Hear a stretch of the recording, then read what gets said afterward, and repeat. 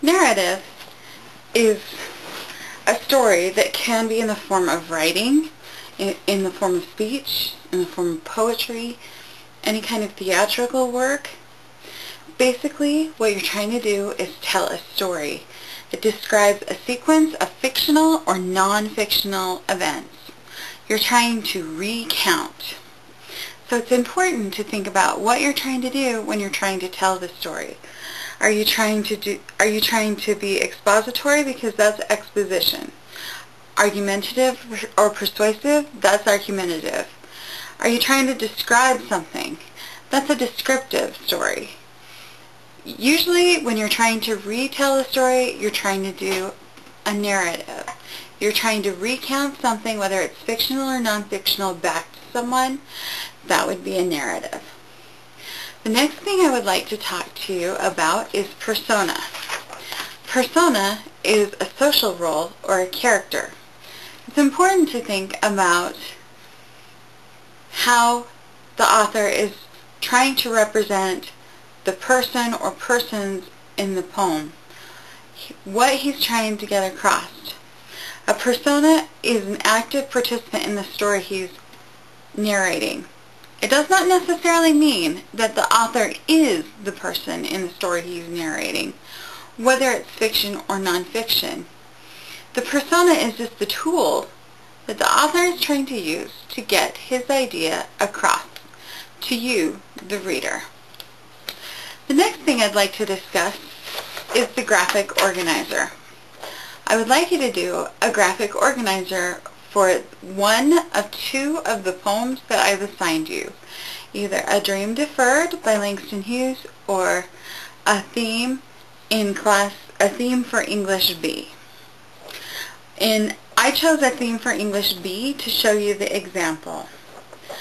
I decided that this poem gave me an idea about social judgment.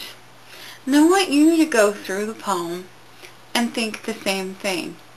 When you read the poem, does the poem give you an idea? Does it make you feel something?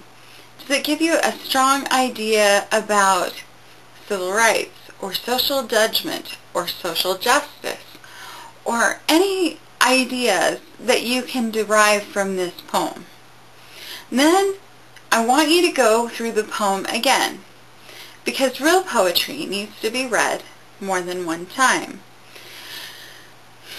What you need to do is go through and find either 4 words or 4 phrases that help you to understand the idea that you're thinking that the poem is getting across to you.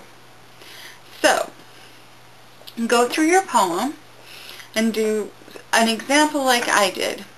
I chose social judgment because it seems to me that there is a disparity between how the author views himself and how the society that he is functioning in views him, as well as the other way around. So I went through the poem again and I chose 4 phrases. The first one is somewhat more free. The second one is, you don't want to be a part of me. The third one is, it's not easy to know what is true for you or me. And the fourth is, I am the only colored student in my class. The first one you could think about, somewhat more free.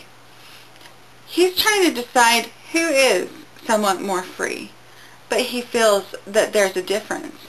More than, less than.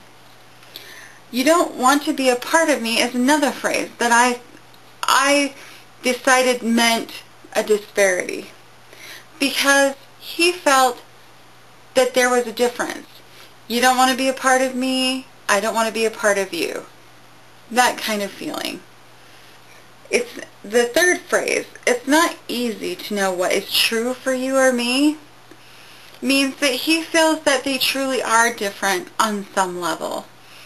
Whether it's societal or even just an individual idea, he knows or he feels that there is some kind of difference.